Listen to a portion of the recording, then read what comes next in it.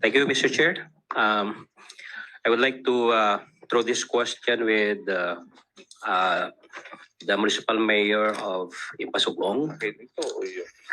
Now, based from this COA reports, Mr. Chair, Mayor, do you affirm that the 27,889,455.01 is really the unliquidated cash advance ending December 31, 2022? Do you affirm?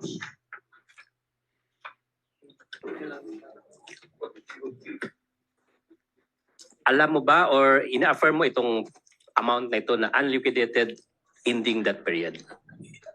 Yes po, Your Honor. Okay. So also itong procurement na that had adhere to the proper procurement itong 21,819,370 and 50 cents which we also presented a while ago. Do you affirm also na ito yung figure din na na-identify ng ating COA based on COA reports with your municipality? Yes po, Your Honor. Okay. And then another one, of course, itong inventory ng ating gasoline and diesel amounting to 20,400,000 na recorded as inventory but walang stocks na available. Kapag sinabi mo kasi inventory, dapat physically nandyan yung stocks na yon. So, do you have a knowledge of this figure? At the same time, can you explain further bakit walang makitang physical inventory of the gasoline and diesel but the records show na mayroon nasa stock siya kasi inventory siya eh. So, do you have the knowledge and the idea on this at bakit walang may figure, may inventory, bakit walang stocks? Okay, thank you po, Your Honor.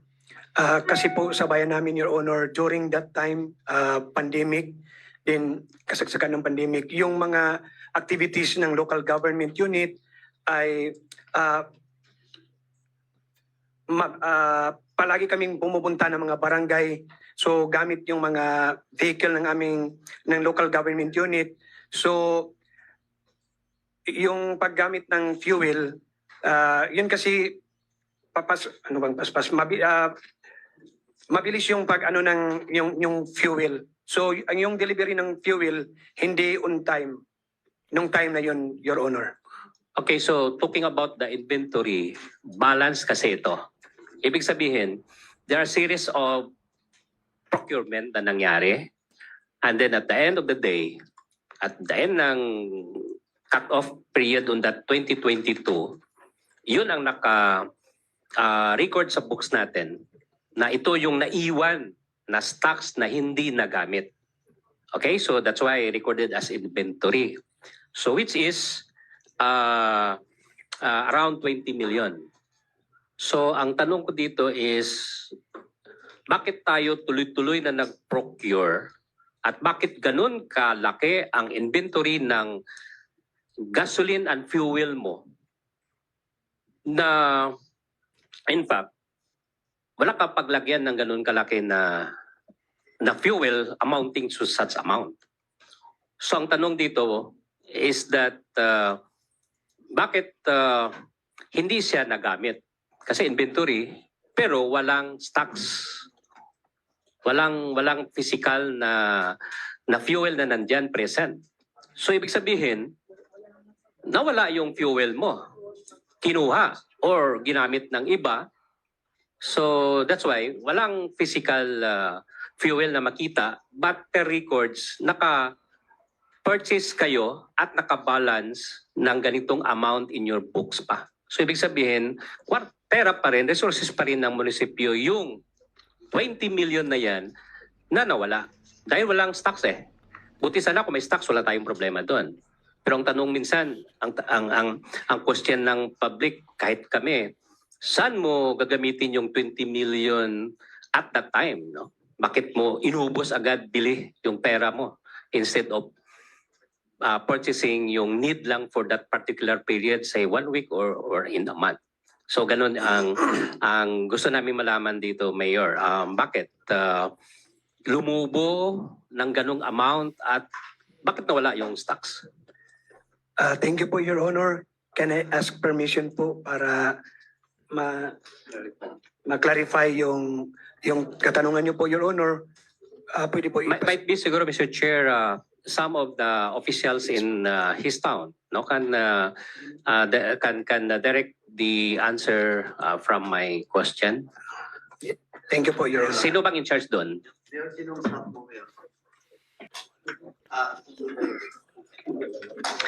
Okay, Your Honor. Your counsel, please be advised that you should seek permission to the chair or you give your legal advice. You can only give legal advice. At the post the mayor to answer the queries. Not to cause the mayor to answer the queries. Mayor, sino yung staff mo? Pwede ba Yes, sino sa budget officer po? The budget Your officer Honor. of Impasugong. Yes po, Your Honor. Please answer the query of Chairman Espares. Magandang hapon, Mr. Chair. With regards po sa inventory, ang tali po ng inventory kasi sir, parang cash-advance din. Ang nangyayari, kailangan mag-liquidate kasi inventory nga. Paano mo ma-out yung stock ng inventory? Kailangan ng mga liquidation report para ma-out yun sa book ng accounting. Kailangan ng outflow ng inventory kasi inflow lang lahat. Din po sa submission ng liquidation for inventory from GSO to the records of the accounting for it to be liquidated, for it to be deducted. And that's when the time that we don't have the GSO and somebody is not functioning that function. That's why lumubo yung inventory balance at hindi na re-record yung mga liquidation kasi nga walang stock cards, wala pa kaning established na GSO. Pero ang actual na nangyari is nagamit na yung gasolina pero hindi pa nare-record yung outflow ng inventory. Tayo magagamit. Microphone after speaking. Mayor. Anyway, to the members now, bago ko makalimutan, we have already asked the SecGen for all the members in today's hearing present na tayo sa plenary. Please proceed, Chairman Mon. Thank you, Mr. Chair. Yeah. Again, sinabi natin doon, hindi ninyo ni-record na nag-out na sa inyong inventory, something like that? Mr. Chair, kinakailangan po ng COA ng liquidation report sa mga inventory items. Medyo nakaproblema dahil nga sa pandemic, yung pag-re-record at saka wala po kaming established na GSO. Wala pong, ang LGO namin ay hindi pa nakaka-appoint ng GSO in which siya yung talagang may function na magtrabaho nun.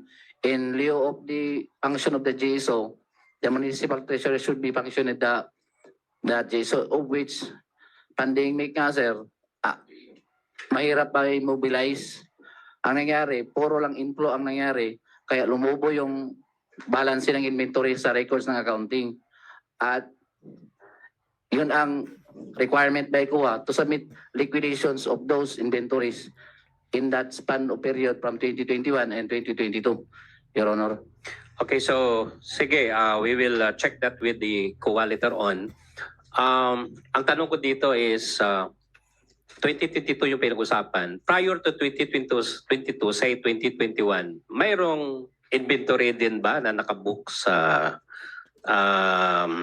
record ng LGU Impasugong? Mayroon? Wala. It's only in the 2022. Mr. Chair, kung mamarapatin, pwede po bang ipagsalita ang accountant kasi nasa records nila So yung bakit ikaw balance. sumagot? I was asked by the municipal mayor. Sorry, Mr. Chair. The municipal accountant is here. So do you think the municipal accountant is knowledgeable to that? Mr. Chair?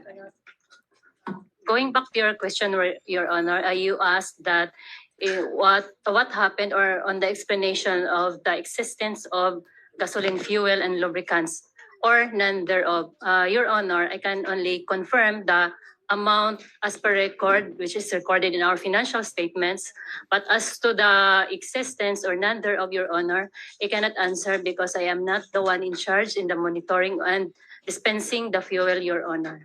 I can only receive the record of the fuel inventory and deduct thereof if there is a liquidation, Your Honor. But as to the existence or none thereof, I have no knowledge, Your Honor. Again, yes, Mr. Chair, no, dahil kung yan ang sagot natin dito, so babalik kay Mayor ulit. Okay, which si Mayor, sinabi niya, kayo ang makapag-explain niyan. Your Honor, with due respect, I believe we have here our personnel. You asked earlier that who is the staff of Mayor. So we have here the staff in charge of fuel. Maybe he can answer that, Your Honor. Okay, sige. Anyway, to have time for my colleagues also, dahil alam ko marami rin silang tanong.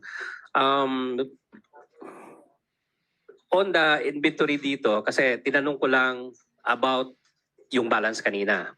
Pero if we are going to look the presentation kanina ni ISB, parang na-record dito na this is an advance payment. Can you confirm, accountant, na talagang nag-advance payment kayo for the fuel, for that diesel and gasoline? Kaya naging inventory siya? Your Ibig sabihin, Honor, walang stocks, pero binayaran nyo in advance. Pwede mangyari yon. Other than the explanation kanina na hindi na record yung out, in lang ang lahat, kaya lumubo. Pero alam naman natin na may accounting procedures tayo na sinusunod na dapat then accountable tayo doon. No? So that's another thing. Okay, question there is, may advance payment ba talaga na nangyari? Your Honor, to answer that, the procurement of fuel lies with the BAC. The mode of procurement lies with the BAC. Upon payment, Your Honor, upon submission of documents, depending upon their BAC resolution, I will only record that there is payment of liquidation subject to the utilization or it will be recorded as inventory, Your Honor, because the utilization thereof cannot be utilized in one sitting. So it will be recorded as inventory, and then the offices or concerned offices will submit liquidation as to the utilization of the said inventory. As to the decision of the procurement, mode of procurement, Your Honor, whether cash advance or not, we have here our BAC members, Your Honor. They can answer that because they are the one who decides what will be the mode or method of procurement regarding fuel. Yeah, Mr. Chair, wag naman tayo ganyan, no, dahil alam ko yung trabaho ng BAC and the accountant. Okay? Kasi lahat naman ng document sa kanila lang is to determine who would supply, and pagdating sa mga processes ng disbursement, of course, you have the knowledge and you know everything on that aspect. No? So, yun ang, Mr. Chair, ang isang concerns natin dito kung paano ninyo ma-reconcile at ma-prove in public at maging transparent itong transactions na to kasi balbalikan din kayo at we are looking on this aspect, Mr. Chair, dahil we are here to investigate in aid of legislation para we will be guided also what measures we could act also here in Congress in this case, no? So nakita kasi natin na kanina sinabi natin na na-record ninyo as part of your inventory, pero tayo dito are very much aware na pag ganito nakalaki yung amount, pag sinabi natin inventory, wala kayong paglagyan yan. Okay? Kasi yung, ako may experience on the fuel refilling, yung 3 tangke, minsan 800,000 lang yung presyo nun. Yung 3 o 4 na tangke yung mga refilling gas station, puno yun yung 3. So yung cost doon nasa around million lang. Ito 19.4 million yung inventory nyo. So ang tanong ko dito, saan nyo tinago itong ganitong bulk ng quantity nitong fuel nito? So balik tayo dun sa question dahil gusto talaga namin malaman kung nag-paid advance ba talaga kayo with the supplier. Kaya may inventory, kunwari may stocks, pero doon pala wala doon sa tangke ng ating LGU. I would like to get that, Mr. Chair, and I know you are in oath dito, so try to tell us the truth. Kung talagang nagbayad kayo in advance with the supplier dito at nai-record nyo ng inventory. Your Honor, with the voluminous transactions in our LGU, I cannot easily recall the specific transaction, but may I explain the mode of procurement that we have encountered regarding the fuel, Your Honor? May I explain Okay, that? sige, please proceed. There is a procurement of fuel that it is under competitive bidding because the road, the project or it is based on the program of work, which is the maintenance of roads and rehabilitation of road. So the BAC will conduct procurement on that, Your Honor. As to the mode or terms and conditions, it is contained in the contract, Your Honor. And then there is another mode of procurement for fuel, which is the billing statement, which is under the different offices like the LDRRM office or Municipal Disaster Risk Reduction Management Office, that they will they will have a contract with a nearby gasoline station. They will get the fuel there for their emergency use, and then the gasoline station will bill the office. And we will, and upon submission of complete documents to the municipal accounting, will process the payment. So, Your Honor, what I'm saying is the procurement of fuel is not a uniform mode of procurement depending upon the situation or depending upon the program or projects implemented, which are decided or which are by the BAC, Your Honor. Okay, so again, marami tayong kunin na data dito, Mr. Chair, if that is the case, no? So we will summon the supplier about the project kasi alam naman natin yung MOA natin, iba naman yun with the project related cost, which you know that as accountant, di ba? Yes, Your Honor. Okay, so dapat hiwalay yun. So again, Mr. Chair, would like to ask Kuwa here kasi we would like to get really the statement na tama ba ang ginawa ng LGU sa Ipasugong? Saan ba dito yung Kuwa, Mr. Chair? And then dito. Mr. Chair, I would like to ask Kuwa, tama ba ang ginawa ng LGU Ipasugong in terms of procuring na tawag nito? Magbayad sila in advance tapos i-mix nila yung MOA nila na transactions with regards to project based kasi sabi nila may mga roads din sila na under that, no? So again, would like to get the opinion of Kuwa para mag-guide din kami as legislator. After this hearing we could have a legislation. Mr. Chair. Thank you, Chairman Mon. Please, please proceed. Good afternoon, everyone. I am from COA Region 10. And as found po dun sa 2022 annual audit report for the LGU Pasugong, it was found that the fuel, oil, and lubricants are paid in cash advance, which as reflected in the said AR, it is in violation of Section 88 of PD 1445, which prohibits against advance payment on government contract. This is also reiterated under COA Circular Number 822-177, dated March 4, 1982, that the payment shall be made only after services or supplies and materials have been rendered or delivered. So hindi po dapat Okay, so via cash advance yung again, payment po. Mr. Chair, with our municipal accountant, you heard the response of our Kuwa representative, meaning it's really paid in advance. Kaya walang makitang a physical inventory of that items. Do you agree to that? Your Honor, the vouchers that passed through the office has, my certification is on the completeness of documents, Your Honor. So we will not process documents with incomplete supporting documents. So whether or not we have paid in advance, I have no knowledge, Your Honor, because I don't know if the items are delivered. I mean, I don't know if the items or the gasoline or fuel is inexistent or not, because as to the matter of the completeness of documents, Your Honor, kompleto naman po yung mga document na napasa po sa office. Pero as to the actual inventory, hindi ko po alam, Your Honor, which is my stand earlier. So hindi ko po maano, Your Honor, na because I only process documents with vouchers with complete documents. As to the actual presence of fuel or inventory, Your Honor, it is beyond my control, beyond my scope of authority to determine as such. Mr. Chair, yeah, sige. Anyway, in a proper court, in a proper venue, you will be having such, Mr.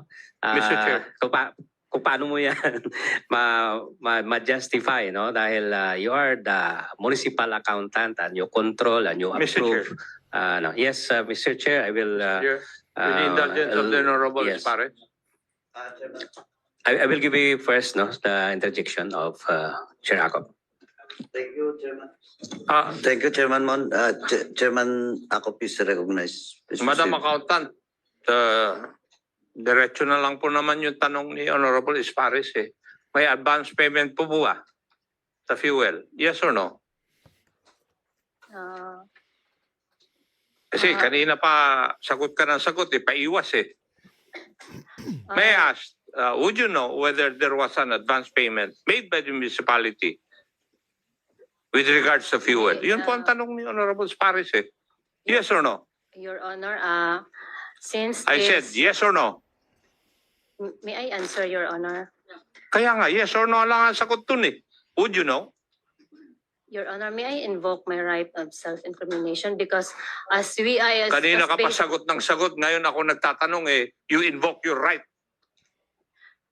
Your Honor, these observations have been the same complaint with this observation have already been filed with the Office of the Ombudsman and COA. So denying or affirming any would incriminate myself. So may I respectfully invoke my right of self-incrimination, Your Honor. May kaso ba? Na-file? Based on the letter invitation that I have received, Your Honor, the letter mentioned that the same complaints are filed in the Office of the Ombudsman, Your Honor. And by answering your questions, I may have risked myself or I may incriminate myself, Your Honor. So I respectfully invoke my right for self-incrimination, Your Honor. Chairman Akop. Mr. Chair, if we read our rules of procedure governing inquiries in aid of legislation, nandun po yung under section 1 eh. The filing or pendency of a case before any court, tribunal or quasi-judicial or administrative body shall not stop or abate any inquiry conducted to carry out a legislative purpose. Baka mapilitan po akong i-contempt to move to cite her in contempt, Mr. Chair, for refusing to answer. Your Honor, may I answer? Yes, ma'am. Please proceed. For fear of being held in contempt, Your Honor, I will answer the question, but I will maintain my right to protect my right of self-incrimination. Ma'am, do you have a So- lawyer with you? Yes, Your Honor. So I will proceed with my answer, Your Honor.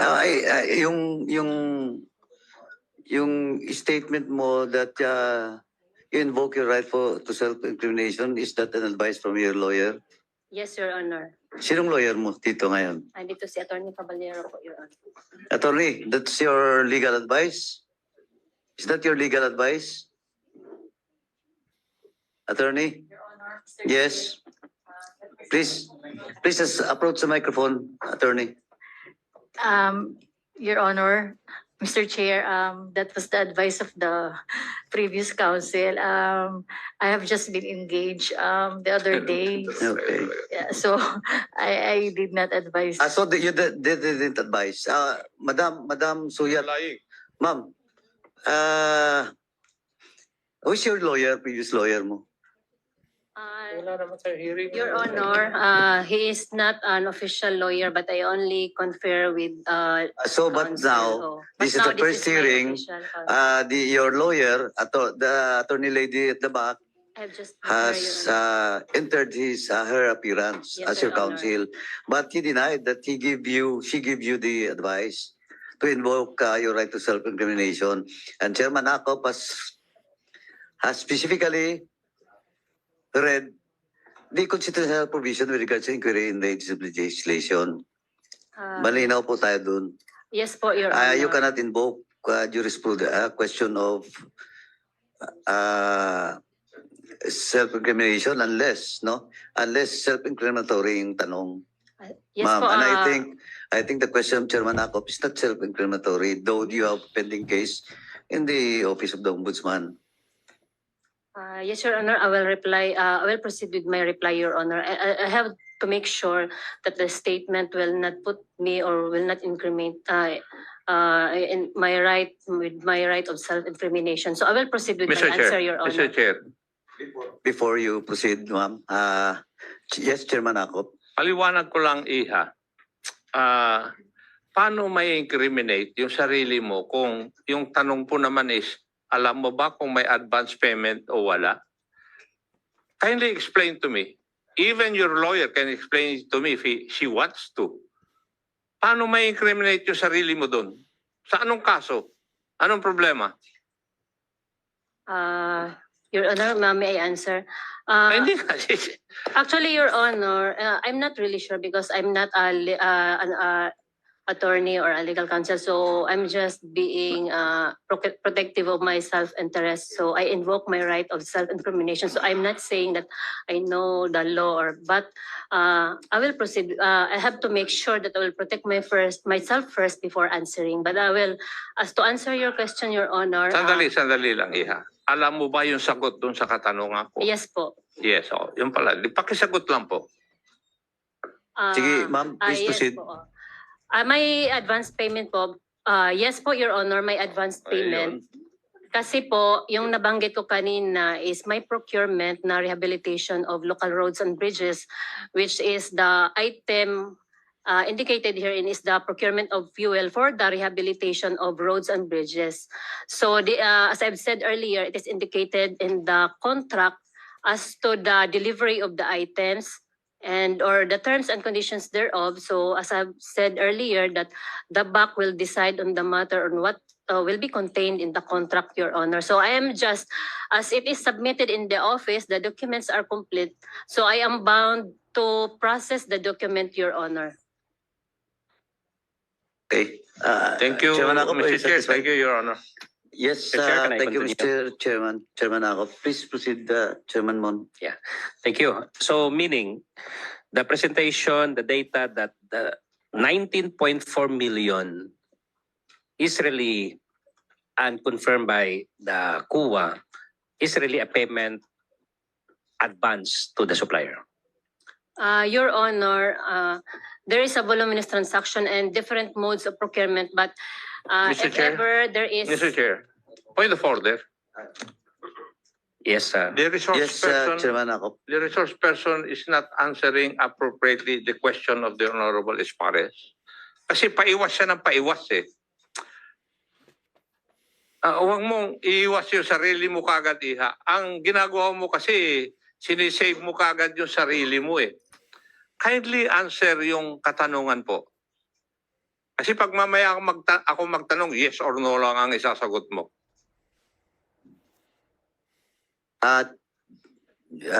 Chairman Mon, with the indulgence of Chairman Akop.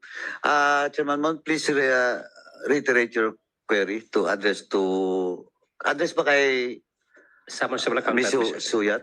Yeah, Mr. Chair. Please proceed ulit. Yeah, thank you. Ang sabi ko dito is na confirm naman kanina and it was really also seconded by the CUA their findings na yung naka-reflect on the inventory sa books dahil walang stocks. So, advance payment, which we believe on that. Dahil wala nga sa stocks di ba? So, that's advance payment. So, question there is, you mention na may advance payment na nangyari, and my question is answerable by yes or no, that the amount being reflected as shown in the presentation, 19.4 million, is really an advance payment to the supplier. Yes or no?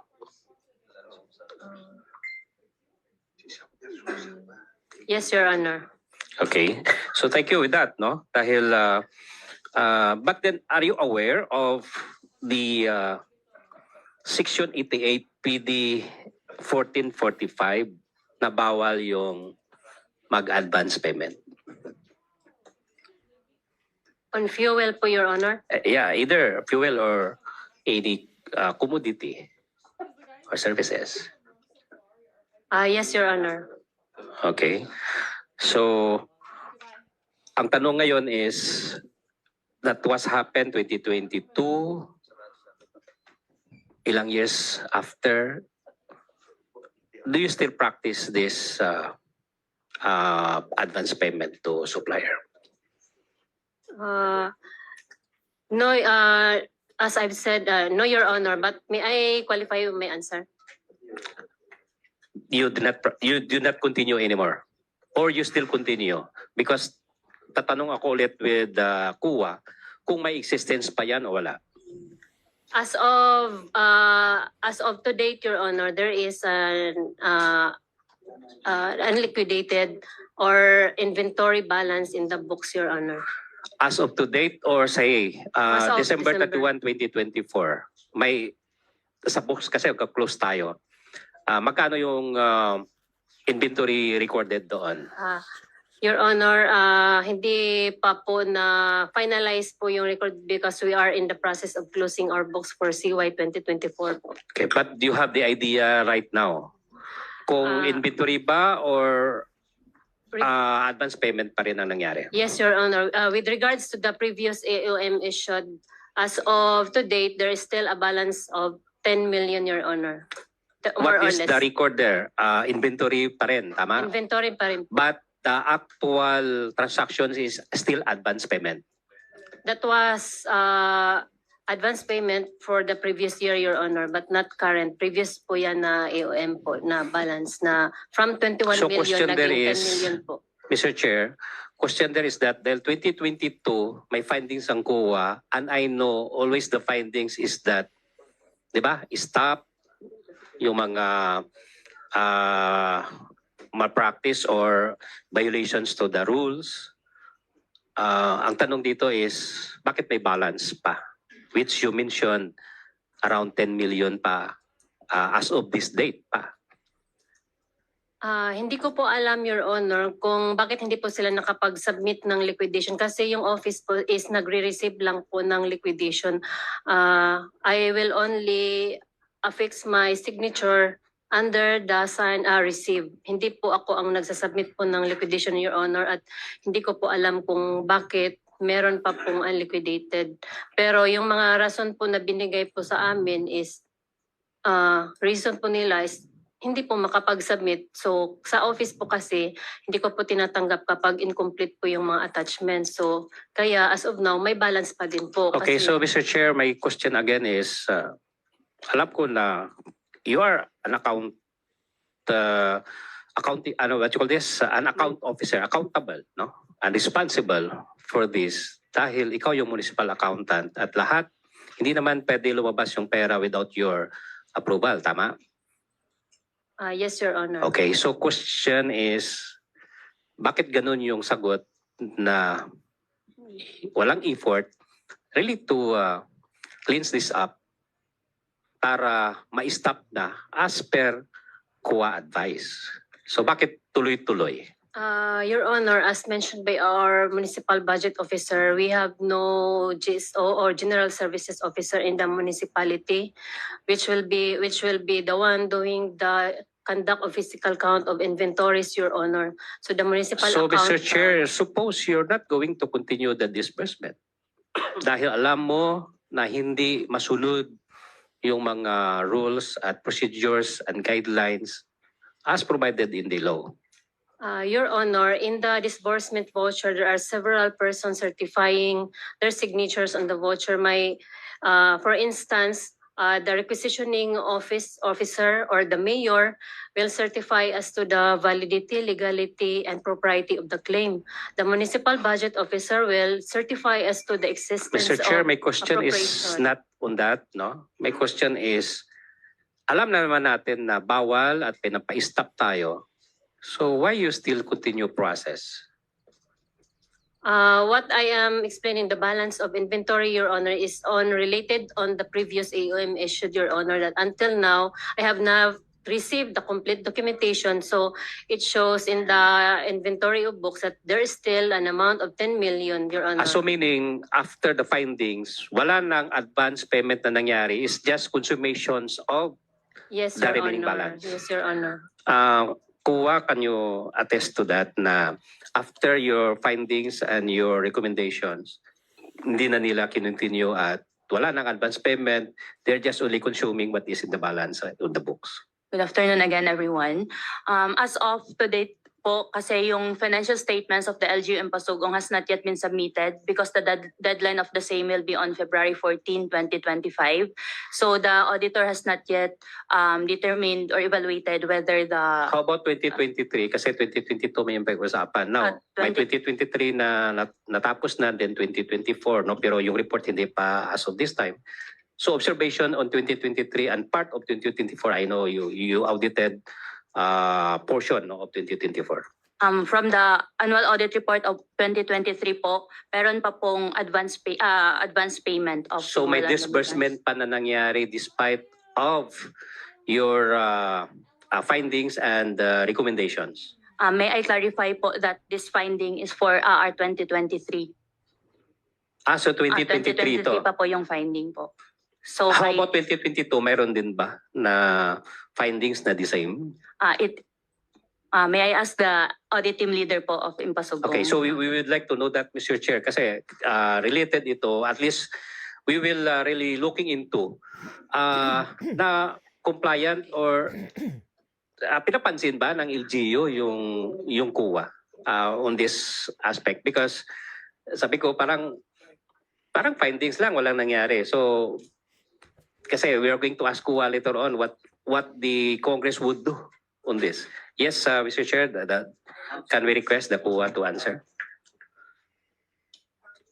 So like in 2022, although we have a similar finding po na wala pong inventory balance, but we have not that time evaluated if meron ba talagang advance payment. That's why in CY 2023 audit namin, on our risk assessment po, nilagay po namin siya na high risk para ma-audit po namin siya. Kasi po, nung 2022, later part na reshuffle po kami, like November 2022. So medyo gipit kami sa time nun. So that's why we've conducted a thorough examination on that account in CY 2023. So yun po yung na-discover po namin. Mr. Chair, can I continue?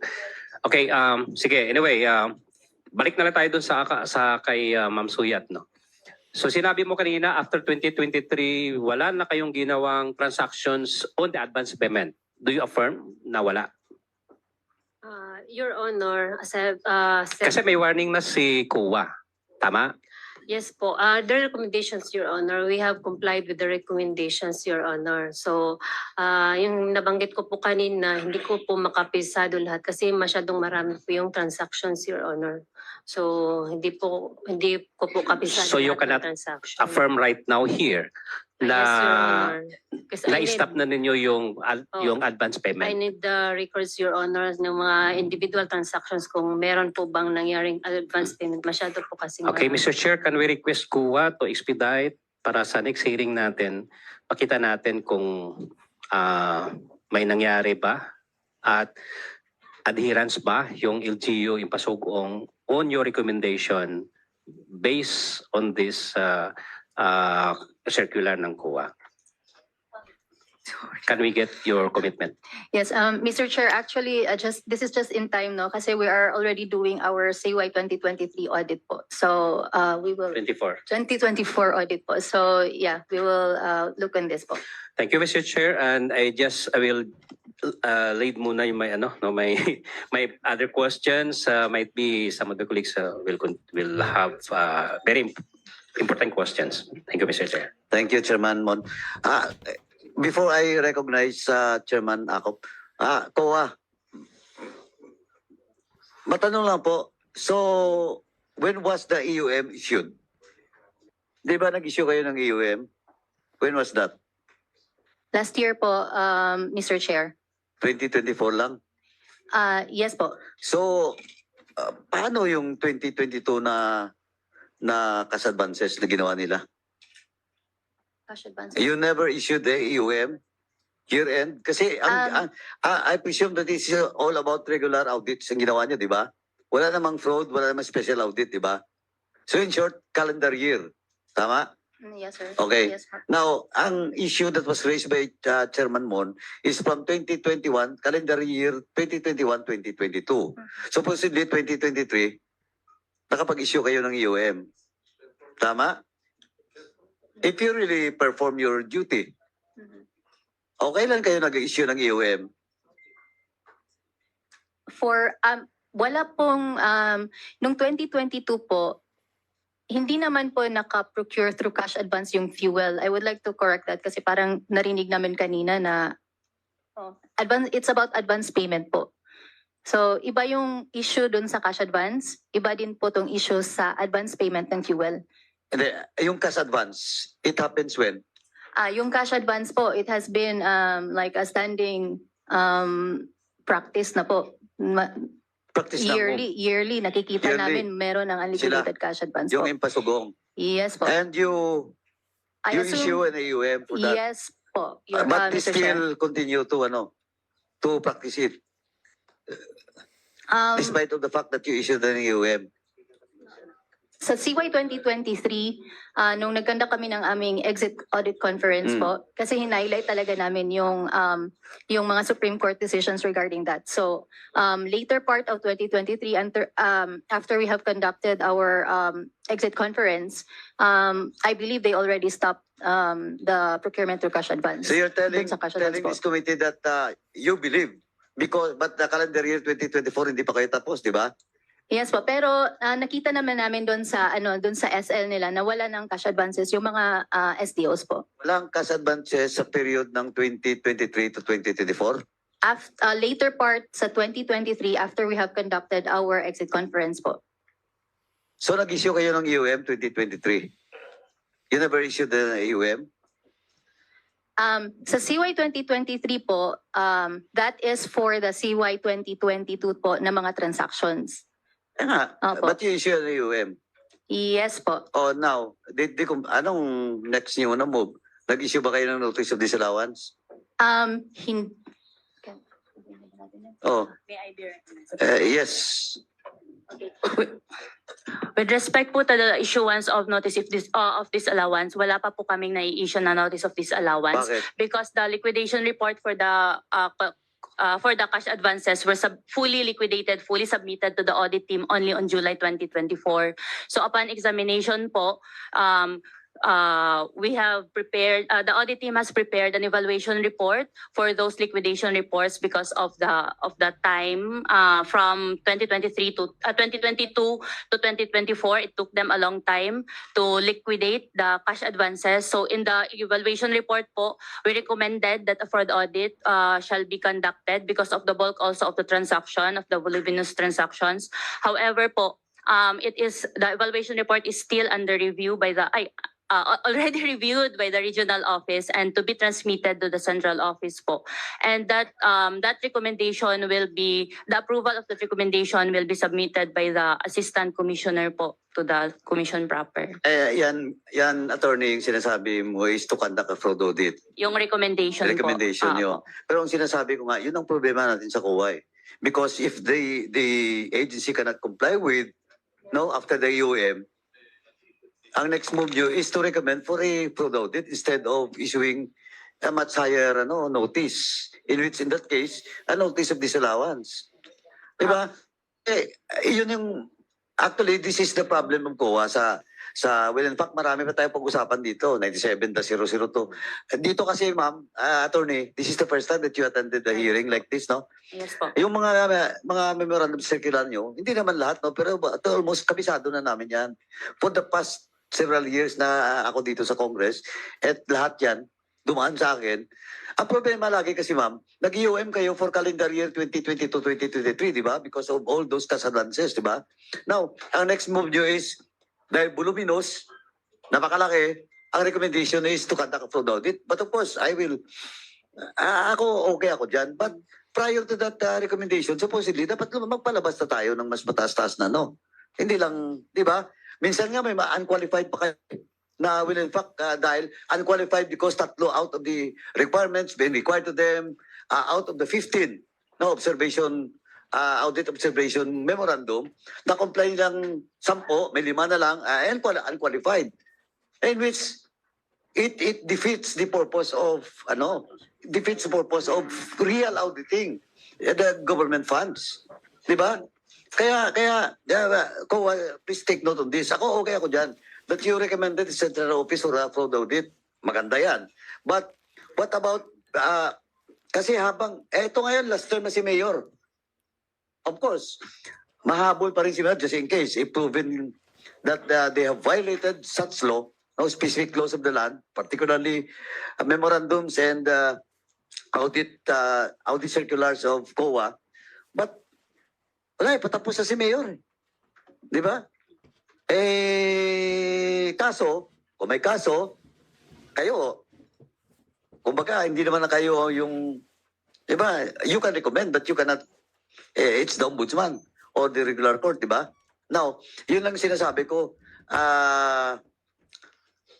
delayed po lagi tayo, COA. And it was proven for the past several hearings dito sa House. Kaya nga, naghabol kami dito sa Quadcom na magpalabas talaga ng na mas mabigat na review, no? And recommendation with regards to all memorandum circulars. And doon sa accountability mismo ninyo. You know why? Ito, yung fraud audit nyo, actually, alam mo na yan, 8 months. Diba? Minimum of 8 months. Bilang mo na yan. Magpapalabas kayo. Ito, pag simula, ngayon, you recommend to the Central Office, kailan pa yung gagalawin? Baka patapos ng election, wala pang decision ng Central Office nyo. For that fraud audit. Second, pag start the fraud audit nyo, it will take minimum of 8 months. Kasi they will be given 6 months. Si Mayor wala na sa opposition, pero ang sitting Mayor, we have to comply. Di ba?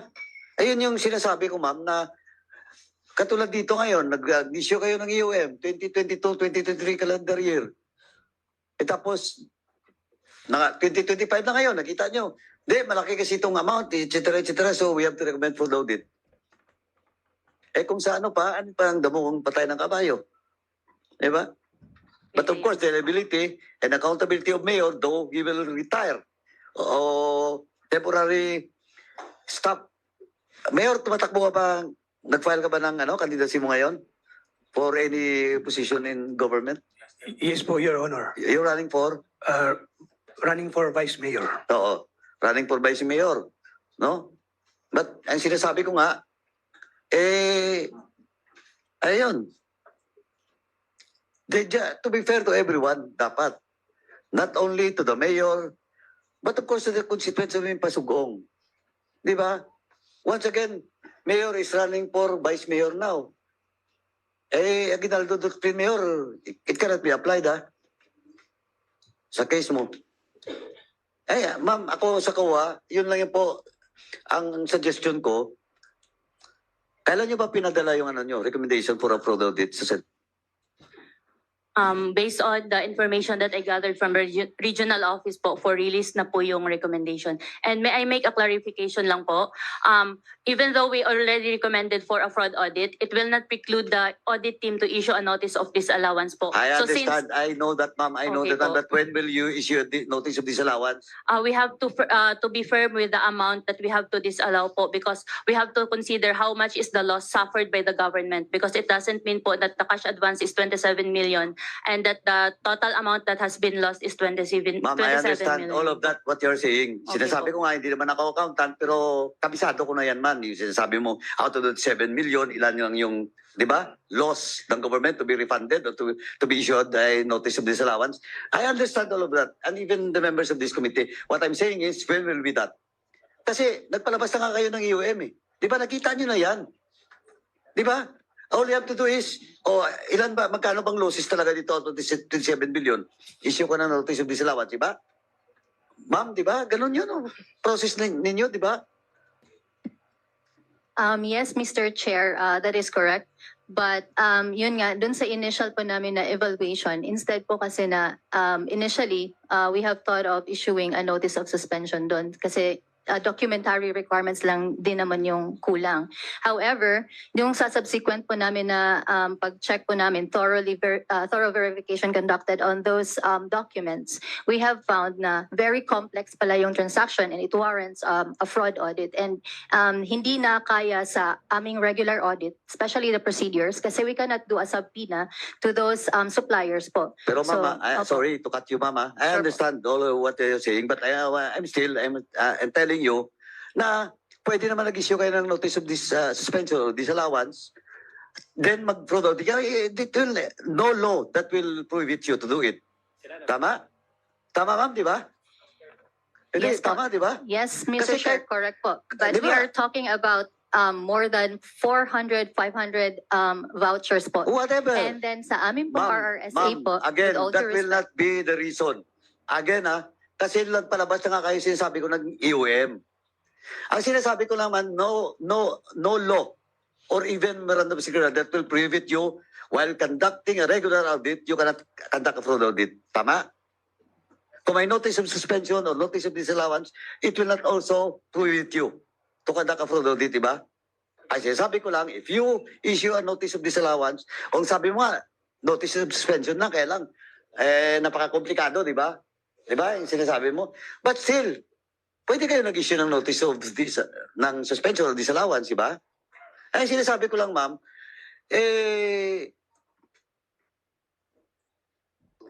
laging ganito yung kinakaharap natin na problema. And if we will not correct it, doon mismo sa agency in which kayo po ang inasahan dapat namin dito ng mamamayan para ma-ensure na yung spending, government fund spending, nakabatay doon sa mga specific na guidelines and laws, wala.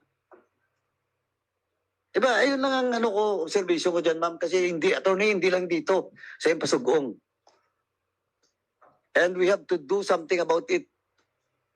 If we really want, if we really want to protect the coffers of government through taxpayers' money, dapat dapat natin gawin. At we should do it to give justice dun sa mga taxpayers po. Sinabi, nag-fraud audit kayo. Alam ko na yun, 8 months.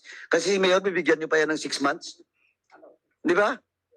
30 days, 60 days, then that is 2 months. Then, maghintay ka ng last day of the 6 months of the 180 days. Alam ko na yan. Kung instead of 180 days, sasagot si Mayor 179. Pero kung sinagot niya na dun sa on the very first day, nung inisyu niyo yung pagsagot ni Mayor, ganun din. Di ba? But of course, the agency or in this case, the local chief executive will buy time. Di ba, ma'am? Pero kung nagpalabas kayo, nag-fraud audit kayo, pero nagpalabas na kayo previously ng notice of disallowance or notice of suspension, at least, di ba? They will warn. May I Yes, speak, Attorney. Mr. Chair? Your comments are well noted po, and we undertake to inform our central office, our commission proper with respect to this. So we undertake also that we will make a report after this hearing so that all your comments will be well noted po. Thank you, Attorney. Kasi sa totoo lang, parang sirang plaka na kami dito eh. And we, every hearings, we encounter such problem.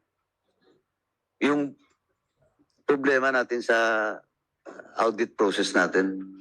I hope after this 19th Congress, this is now my last term. Sabi ko nga ano yung para sa akin dito?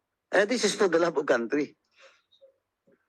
Dito, kaya nga kanina, sa opening statement ko, nilinaw ko, wala akong pakialam sa politika nyo dyan. Well, in fact, I am also investigate my own LGU. Hindi naman ako tatakbo. Sa district pa namin. Oh, why? Because I have to show to the people, to my constituents, and also to the members of this Congress and to you, na wala, patas kami dito. Diba? And they will, this is the first time now, Mindanao, Impasugong. Pero alam ko, marami pang mga municipalities na may problema. Kanilang umaga, Batangas. Kaya kami dito, parang sirang plaka na kami na paulit-ulit. Every time nakausap namin yung taga-COA sa ibang region, sa ibang province, yung mga resident COA, paulit-ulit kami dito. Ano yun? Ma'am, di ba, pwede talaga yung gawin, di ba? No specific provision of law and even memorandum circulars that will prohibit you to do it. Di ba, ma'am? Tama? Yes po, Mr. Oh, Chair. yun. Thank you. Napakahaba ng ano ko. Chairman Hakop. Marami pong salamat, Mr. Chair.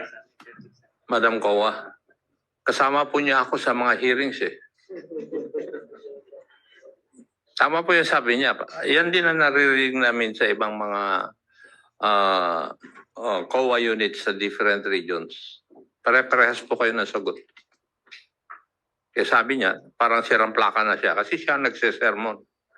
But anyway, to set my notes straight, Mr. Chair, did I hear you right na for 2021, year 2021, you did not issue a notice of disallowance tsaka notice of suspension?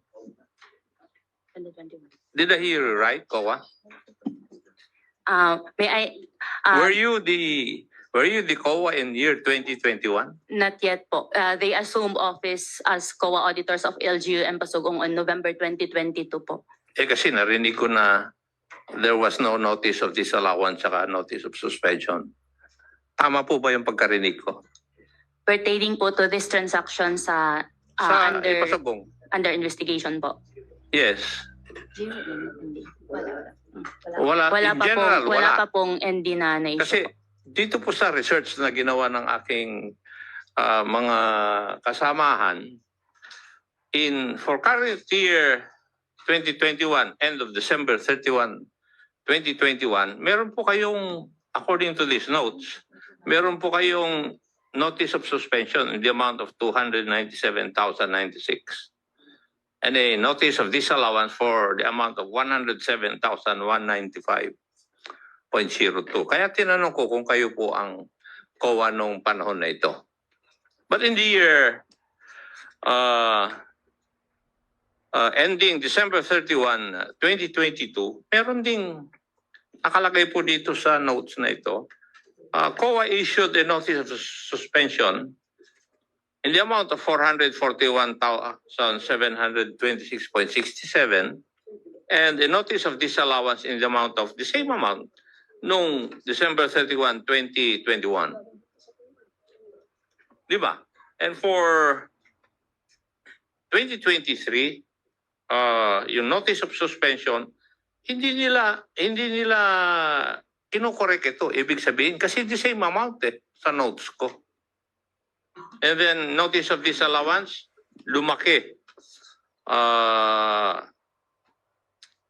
For 2022, na-carry 4.452 million.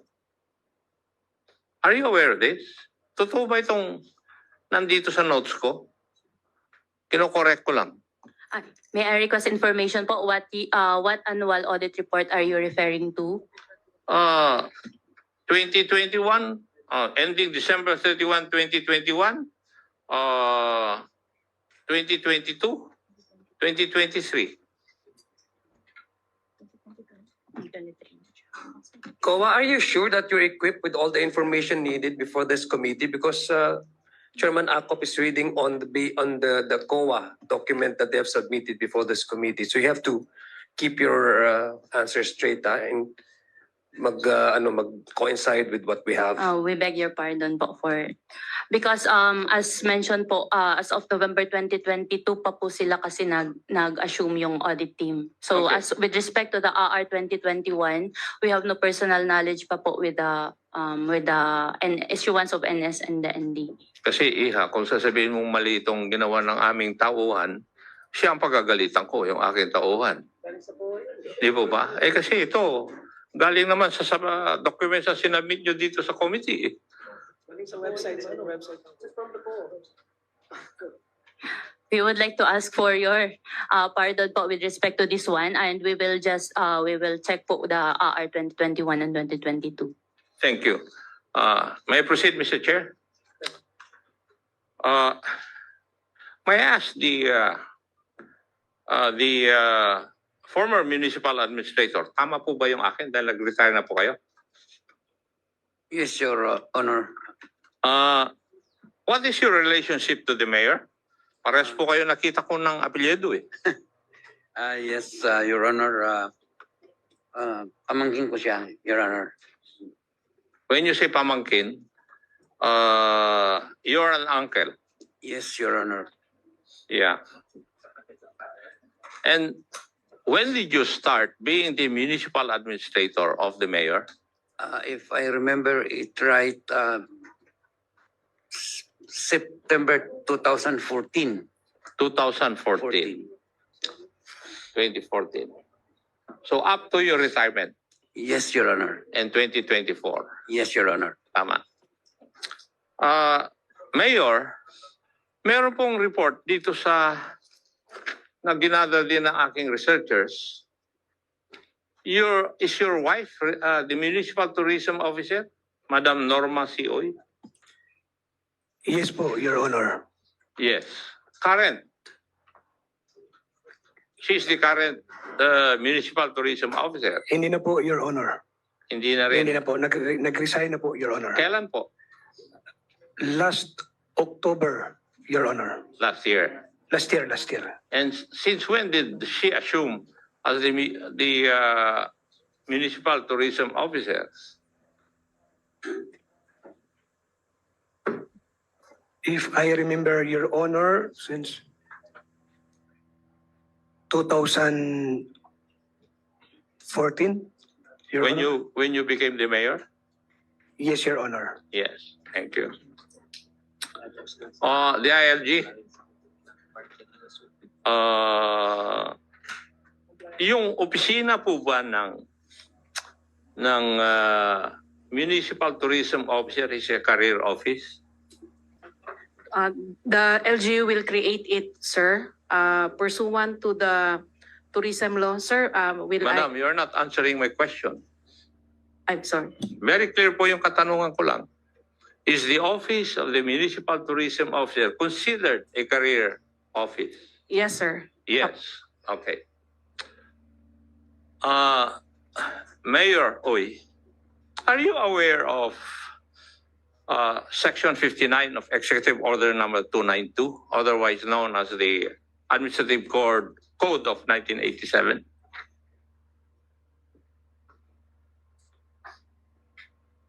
Are you aware? Hindi po ako aware masyado, yes, Your Honor. Kaya, hindi ka aware, kaya tuloy na-violate po ninyo. You violated the law on nepotism. Your Honor, may I explain, Your Honor? Kasi po, my wife was designated as tourism officer. Designated only as tourism officer, Your Honor. Ay, narinig nyo naman po yung preliminary questions ko po, di po ba? tinanong ko si Mr. Gabriel Oy, anong relationship ninyo? Nephew ka niya, so uncle mo siya. Tinanong ko rin kung yung asawa mo po ninyo ang nakadesignate na Municipal Tourism Officer. Sabi niyo, opo. Tinanong ko yung DILG. Kung yung office ng Municipal Tourism Office is considered a career office, sagot po ng DILG, opo. Therefore, if I look at Section 59, at saka tinanong ko pala kayo, are you aware of the provisions of Section 59, Executive Order number 292, known as the Administrative Code of 1987? Sabi nyo, hindi nyo po alam. Ang sinabi ko, kaya nyo pala nababiolate yung provision na yon, which is nepotism. Nag-a-appoint po kayo, gumagawa po kayo ng appointments in favor of a relative na binagbawal po ng ating batas. You also violated Section 79 of the Local Government Code, which pertains to nepotism also. Were you aware of that, Mayor?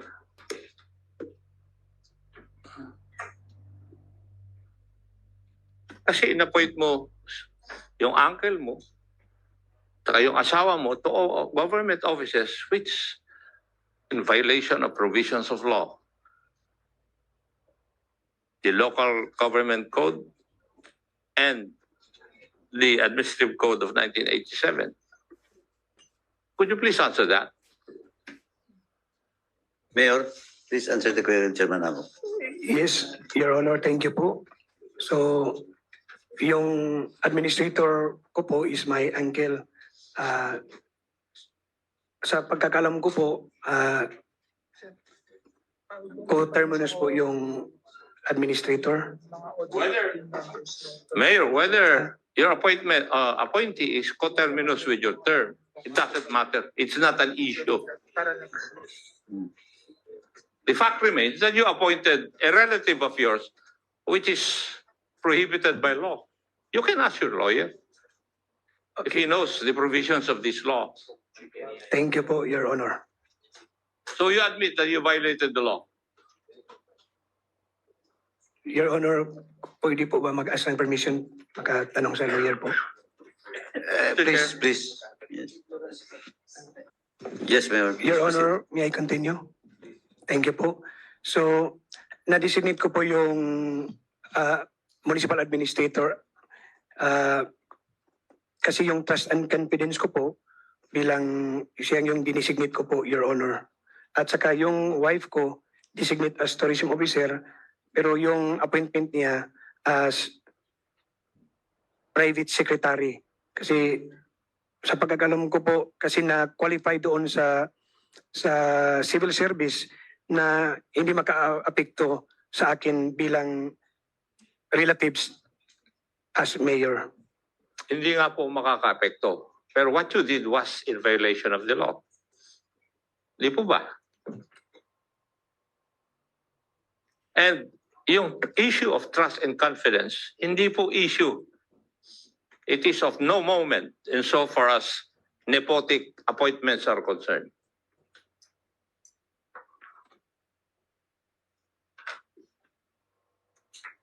Okay, Your Honor.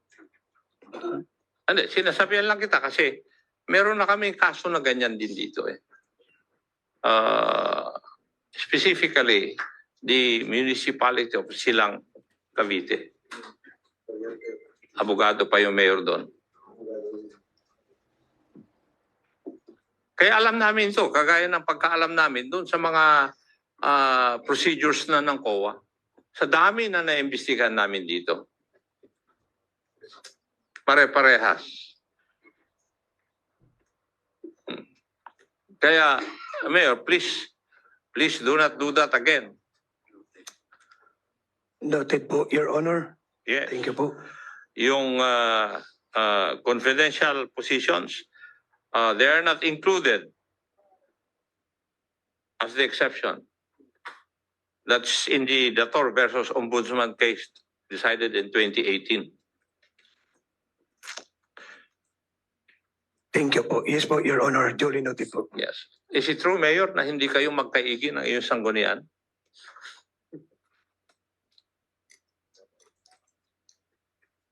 Sa pagkakalam ko po, Your Honor, magkasama lang naman kami sa isang ano. Hindi mo naman sinasagot yung tanong ko, Mayor. Sa ngayon po, Your Honor, yes po, Your Honor. Yes. Kasi sila nagreklamo laban sa iyo, di ba? Yes po, Your Honor. Kitang-kita ko, nandun sila sa isang site, lahat ng nandito sa isang site na ito. Di po ba? Yes po, Your Honor. And if you look at your pronouncement sa iyong Facebook, talagang kitang-kita, magkalabang kayo. Kasi meron na kung rito yung mga kwan eh. Yung pinalalabas mo dun sa kwan eh. Dun sa iyong account. Magbuliga kuy. Tama? Yes po, Your Honor. Yes. Kitang-kita eh. So, may politika na nangyari. Tama? Yes po, Your Honor. Yes. Thank you, Mayor, for being candid and frank about it. Now, may I ask COA,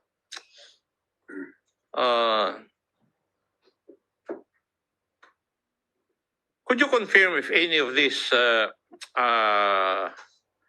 types of irregularities were observed in the LGU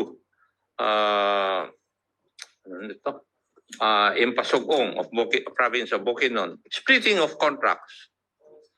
Have you seen this sa kanilang mga transactions?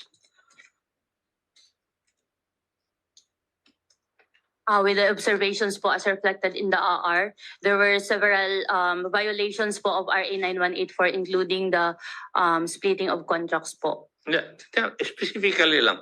Pakisagot lang, yes or no. Splitting of contracts, nakita po ninyo sa transactions ng Ipasugong. With Did the, you observe this? with the nature of the transactions po, yes, there are splitting of contracts po. Yung awarding of contracts to unqualified or favored bidders, have you observed this? Because of the mode of procurement of cash advance po, Yes they- or no lang po, attorney. Kung titingnan po yung katanungan ko for yes or no eh. Diba? Did you observe this in your audit? The audits conducted? Did you observe awarding of contracts to unqualified or favored bidders? yes po, because of the mode of payment which is through cash advance. Hindi ko na po hinihiling yung inyong explanation of what. Yes or no lang po kasi may mga kasama pa akong gusto magtanong. How about overpricing of goods or services? Yes po. Yes. Unsupported or incomplete documentation for payments. Yes po, as found in the AR. Excessive or unauthorized allowances and bonuses.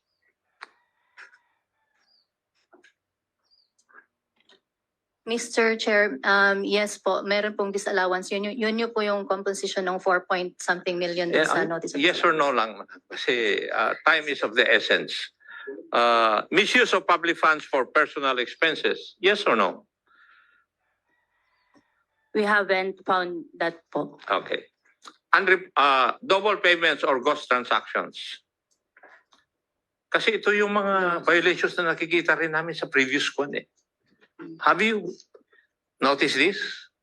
Gross or ano po yung Double payments or ghost transactions? ghost transactions? Yes.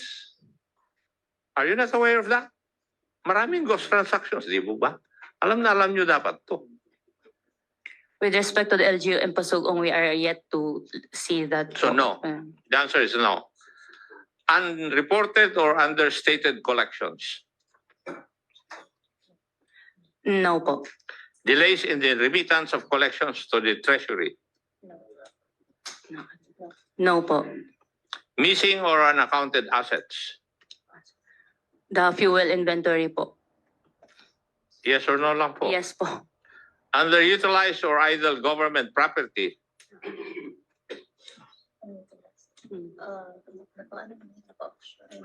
No po. Misappropriation of government-owned vehicles, equipment, or other supplies. No po. Use of funds for purposes other than those intended. With respect sa cash advance po, yes. Failure to return unspent balances to the National Treasury. As far as the incumbent audit team po, wala po. Delayed or incomplete projects. Yes po. Substandard project materials or work quality. No findings yet po. Incomplete or inaccurate financial statements. Yes po. Non-compliance with prescribed accounting standards. Yes po. What I have mentioned, Madam Coa, meron pa bang violations na hindi ko nabanggit? Na meron po dun sa municipality of Ipasugong? All our audit findings have been mentioned po sa CY 2022 and 2023, and we are yet to issue pa po our audit report for 2024, and we undertake to furnish you po with a copy of the AR for 2024 once the same has been submitted.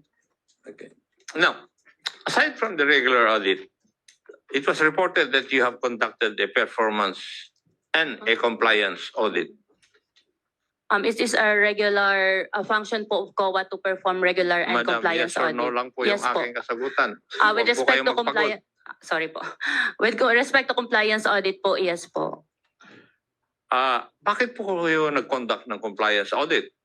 Aside from the regular audit.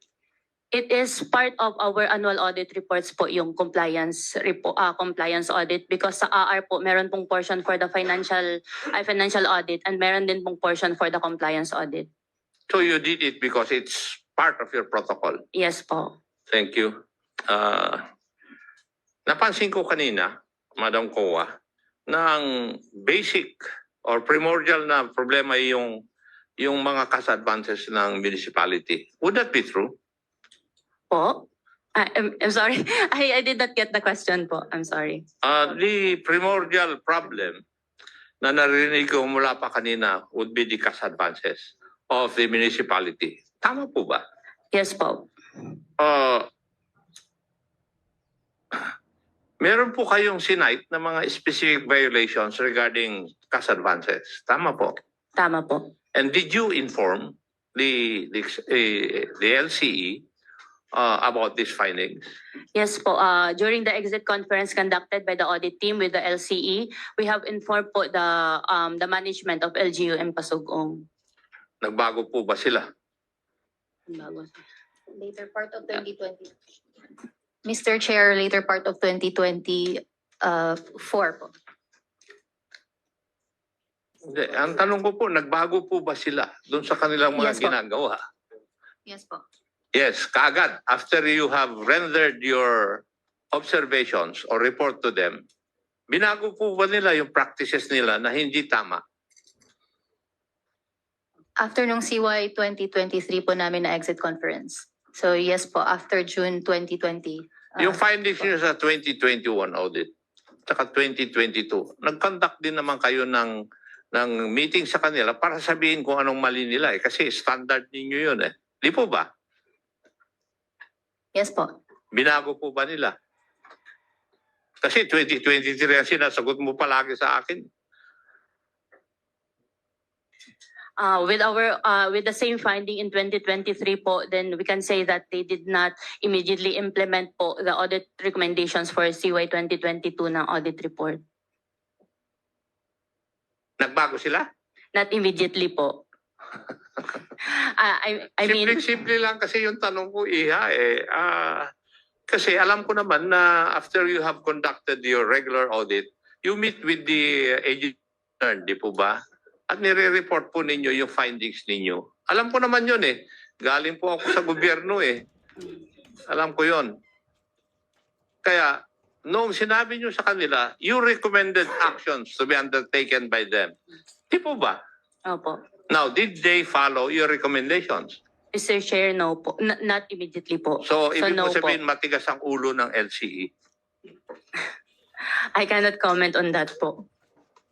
Eh, paano mo Matigas. tatawagin ang isang LCE na sinabihan na ninyo nung mali yung ginagawa nila, sinabihan nyo na kung ano ang gagawin para matama yung gawain nilang mali. Hindi nila sinunod. Ano po ang tawag nyo sa kanila? Malambot ang ulo? Masunurin? O ano? Matigas ang ulo?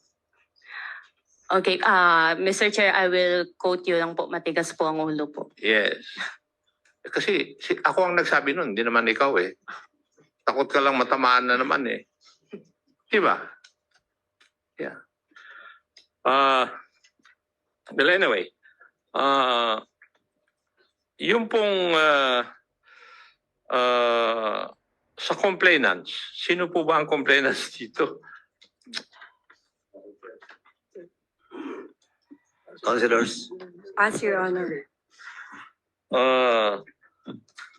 Councilor Gumban, Yes, Your Honor. Councilor Olana, Councilor Echiminada, Yes, Your Honor. Councilor Campol, punong barangay Daon. Nandito po kayo lahat. Yes, Your Honor. Yes. May I know what prompted you to file these complaints? We prompted to file these complaints because we're very alarmed and disturbed with what's happening with the financials or fiscal management of the LGU in Pasugong, Your Honor. Thank you. Do you? Or does any one of you have any personal or professional conflict with the officials named in your complaints? No, Your Honor. Trabaho lang, walang personalan. Were there prior efforts to resolve these issues internally before filing the case with this body or with the ombudsman? Yes, Your Honor. We made legislative inquiry. June of 2023, we asked the LCA through with the local department heads. Then we had our first legislative inquiry, July 3 of 2023. And for the AR 2023, we asked them August 12 of 2024. We have successive resolutions or even the invitations to the local finance committee, Your Honor. Thank you. And may I know what outcome are you expecting, your group expecting to achieve through these cases?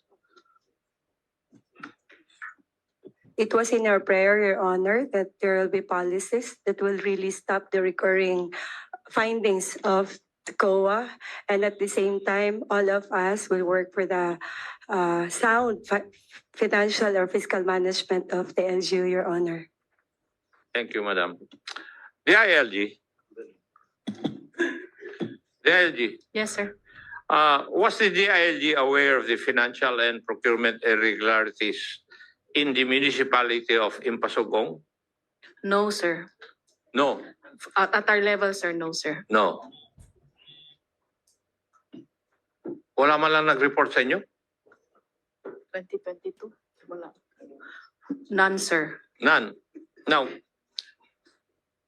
if you do not know what happened sa municipality of Impasugong, how would the DILG monitor the proper use of public funds and adherence to procurement process by local government units? Sir, may I explain why? Hindi ko hinihiling po ang sorry, sir. explanation po nyo. We monitor it through the Seal of Good Local Governance, sir, and the Seal of Good Financial Housekeeping po. Ilan pong awards na gano'n na natanggap ng Impasugong? Sir, as mentioned, sir, they've been a recipient of the said seal 2020, 19, 23, and 24 sa SGLG. And for the Seal of Good Financial Housekeeping naman po, passer po sila nung 2021, 2022, 2023, and 2024 po. Financial. Yes, sir. Paano po sila nakakuha niyan when in fact, kung titignan po lahat natin ng annual audit reports ng COA, ay hindi po umuugma doon sa resulta ng findings ninyo? Yes, sir. How would they win that award kung gano'n ang findings ng COA? Yes, sir. The indicator po under financial administration, which is one of the governance area and the first governance area, one of the requirement of is for them to have an unqualified and or qualified audit opinion po from COA. And they receive po, yes sir. Sige, sige. Tuloy niyo po. Tapos po sir, and based on the recommendations, based on the audit report, at least 30% will be complied with by the local government unit. And the data source that the DILG is basing the passing of the LGU, sir, is, the data source are from the agencies of the Commission on Audit, the BLGF of the DOF, the Department of Budget and Management po, sir. Because the Seal of Good Local Governance, kami lang po ang lead, but there are a lot of agencies involved po sa data sources po, sir. Pero kayo ang lead agency. Yes, sir. Yes. Sa kasagutan po ninyo at saka sa mga kasagutan sa akin ng COA, ay nagdududa na po ako doon sa ano to? SGLG po, sir. Yung pong pagpili ninyo ng i-awardan ninyo ng Seal of Good Governance. Ano po? Kasi I do not see any reason why, in spite of all the AARs, which are not good to look at insofar as the municipality of Ipasugong is concerned, in spite of this, inawardan nyo pa rin sila ng Seal of Good Governance. Are you trying to encourage that they continue what they are doing? No, sir. You awarded them. Because based on the document submitted, the data sources from the other agencies involved in the SGLG, qualified po kasi sila, sir. Qualified silang. A qualified opinion, they got a qualified opinion po, sir. Then, could you explain to me what a qualified and unqualified opinion of COA would mean? Sir, for the unqualified types of opinion of COA, sir, as indicated in our technical notes when we issue the memorandum circular annually, this signifies that under unqualified, sir, that a clear opinion is rendered, which means that the financial statements present fairly in all material aspects, the results of the operations and the financial condition of the LGU for the period and date indicated po, based on existing government standards and in compliance with government laws, rules, and regulations. Yung nakuha naman po nila, sir, for the qualified opinion indicates that certain material transactions and or accounts have been found to be improper, are questionable, or are requiring more solid justifications, and therefore have not been passed in audit. The transactions and or accounts under question, however, are not so significant relative to the total operations of the subject entity as to fully negate other aspects of operations which were found to be in order po, sir. Maraming ang local government unit ang mananalo niyan. Di po ba? Yes, sir. Kasi napakaluwag po ng inyong requirements eh. Diba? Mabuti sana kung unqualified lang ang criterion. Yes, sir. Sinama nyo yung qualified eh. Pero hindi naman nakalagay doon yung qualified. Lahat ba nung observation ng COA doon kinomply nila? 30% lang po, sir. 30% lang dapat ang i-comply. Based po sa indicator, sir, in the audit opinion, there are recommendations for them to address. And in the technical notes, only 30% lang po ang makomply nila, sir. They can be considered as passers po. Oh. COA, na-comply ba nila yung inyong mga observation? 30%? As to percentage po, yes po. Yes. Yes. Yes. But may I explain further po? Because there are a lot of findings po involving the LGU sa financial and sa compliance.